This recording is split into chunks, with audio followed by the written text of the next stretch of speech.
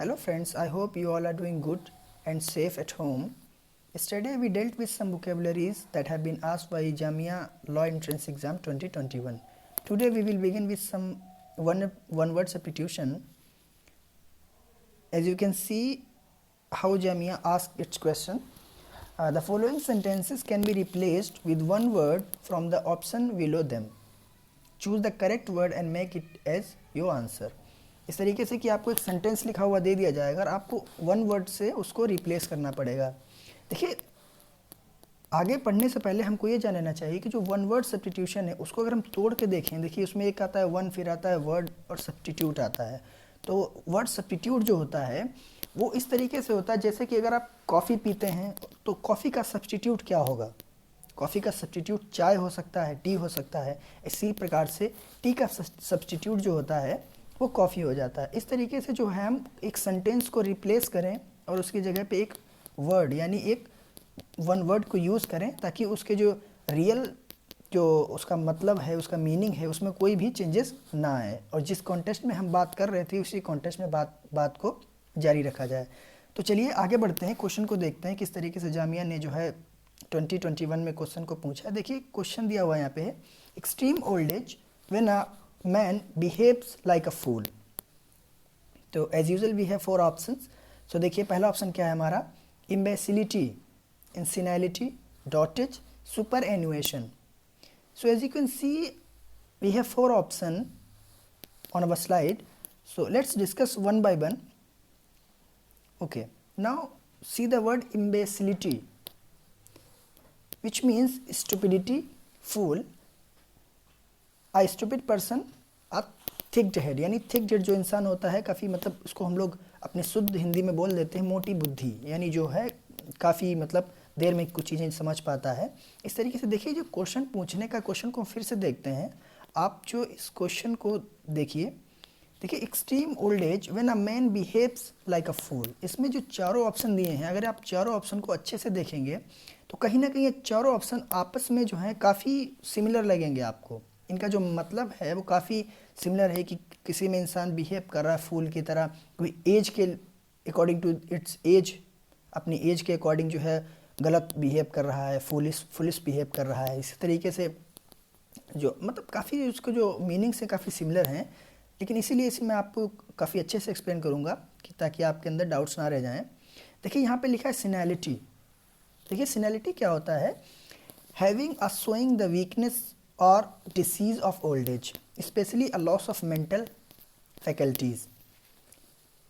तो देखिए आपने कई बार सुना होगा एक अल्जाइमर जो डिजीज़ होती है, अल्जाइमर उसको बीमारी कहते हैं, उसमें लोगों को भूलने की आदत हो जाती है। लोग कुछ जैसे कि आपने सुबह क्या खाया, आपने सुबह क्या पढ़ा, तो आप उसको भूल जाते हैं। तो जब ये एक मेजर स्केल पे हो जाती है तो उसको हम लोग अल्जाइमर बोल देते हैं। इसको सेनाइल डिमेंशिया भी बोलते हैं। इसमें क्या था, प्रोग्रेसिव आपकी जो अंदर जो थिंकिंग है, आपने जो सोचने की शक्ति है वो आप खो देते हैं, तो इसको एक बीमारी कहते हैं।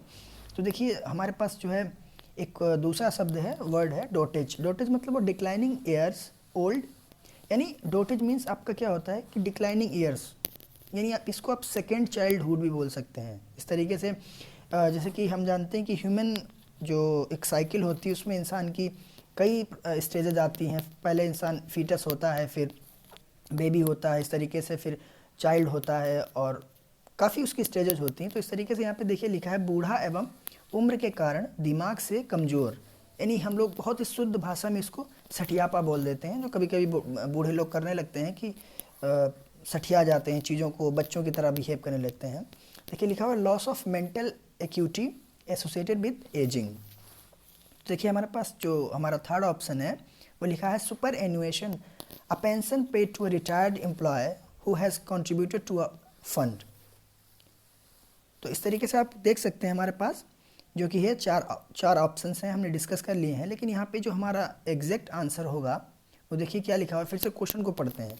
Extreme old age when a man behaves like a fool. देखिए यहाँ पे क्या कह रहा है कि जब इंसान उम्र में काफ़ी बूढ़ा हो जाता है तो वो बच्चे की यानी एक बेवकूफ़ यानी सठियापा करने लगता है, सठिया जाता है। तो इस तरीके से यहाँ पे जो इसका एग्जैक्ट आंसर होगा वो डॉटेज होगा। सेनिलिटी जो है काफ़ी वर्ड कन्फ्यूजिंग है और आप अगर इसका डॉटेज का सिनोनिम देखेंगे तो आपको कहीं ना कहीं सेनालिटी भी मिल जाएगा, सेनाइल लिखा हुआ मिलेगा, लेकिन आपको कंफ्यूज नहीं होगा। सेनाइल एक डिजीज़ होती है, सेनाइल डिमेंटिया, लेकिन उससे हमें कंफ्यूज नहीं होता है। तो आई होप आपको क्लियर हो गया होगा। चलिए हम नेक्स्ट क्वेश्चन की तरफ चलते हैं। देखिए यहाँ पे जो हमारा नेक्स्ट क्वेश्चन है वो लिखा है the study of ancient societies. देखिए चारों जो ऑप्शन आपको दिख रहे हैं काफ़ी, देखिए सब में 3 ऑप्शंस में आपको लॉजी मिल रहा होगा और काफ़ी मतलब आपको कंफ्यूजिंग लग रहा होगा। Anthropology, archaeology, history and ethnology लिखा हुआ है। देखिए आर्कियोलॉजी क्या होता है, देखिए जब वर्ड हम अपना नेक्स्ट वीडियो लाएंगे तो आपको वर्ड रूट वगैरह है, किस तरीके से सफिक्स और प्रीफिक्स यूज़ किए जाते हैं, हम उसको भी अच्छे से एक्सप्लेन करेंगे। लेकिन यहाँ पे हम आपको कुछ बता देना चाहते हैं। जैसे कि आप देख सकते हैं यहाँ पे लिखा है एंथ्रोपोलॉजी। जो वर्ड एंथ्रो होता है, एंथ्रो मीन्स होता है ह्यूमन, ह्यूमन यानी ह्यूमन बीइंग। तो इस तरीके से आप जब देखेंगे एंथ्रो मीन्स होता है human being, one who study about humans. देखिए यहाँ पे आर्कियोलॉजी लिखा हुआ है, एक वर्ड यहाँ पे ग्रीक वर्ड है आर्काइज। तो आर्काइज मीन्स होता है एंशिएंट, और लॉजी तो आप सब लोग जानते होंगे, स्टडी होती है, बायोलॉजी होता है, मेथोडोलॉजी होता है। इस तरीके से हिस्ट्री दिया हुआ है। हिस्ट्री तो हम अपने पास्ट की स्टडी को कहते हैं, पास्ट के इवेंट्स को कहते हैं, उसको हिस्ट्री कहते हैं। देखिए यहाँ पे एक और वर्ड दिया हुआ हमको है इथनोलॉजी। जो वर्ड इथनोस होता है, ये ग्रीक वर्ड है इथनोस, इसका मतलब भी होता है पीपल, नेशन, रेस। ये जो होता है पीपल्स की स्टडी करता है, उनके कल्चर्स की, उनके कलर्स की, उनके रेस की, क्रीड की, उसको हम लोग इथनोलॉजी बोलते हैं। तो यहाँ पे देखिए हमको देखना है, वर्ड रूट से पकड़ना है। देखिए यहाँ पे क्या कह रहा है, the study of ancient societies.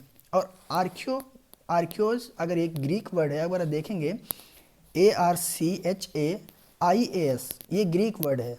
आर्काइज तो इसका मतलब होता है एंशिएंट। तो हम यहाँ से अंदाज़ा लगा सकते हैं the study of ancient societies archaeology होगा। देखिए इनके हम यहाँ पे देखिए आपको एक्सप्लेनेशन भी दिखा देते हैं। तो देखिए यहाँ पे लिखा है history, the study of past events particularly in human affairs. Anthropology, जैसे मैं आपको एक्सप्लेन कर सकूँ, the study of the study of human societies and cultures and their development. Anthro जैसे एक ह्यूमन, मैंने कहा था एंथ्रो जो वर्ड होता है, एंथ्रो मीन्स होता है पीपल, ह्यूमन बीइंग।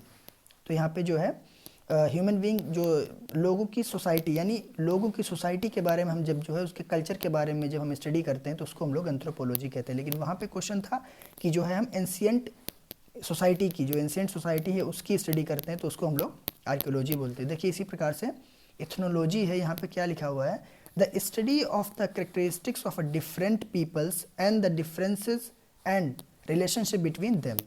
तो इस प्रकार से आई होप आपको दोनों क्वेश्चंस क्लियर हो चुके होंगे, और मैं रूट वर्ड का वीडियो जो है आपके लिए जल्द आऊँगा। Okay, thank you.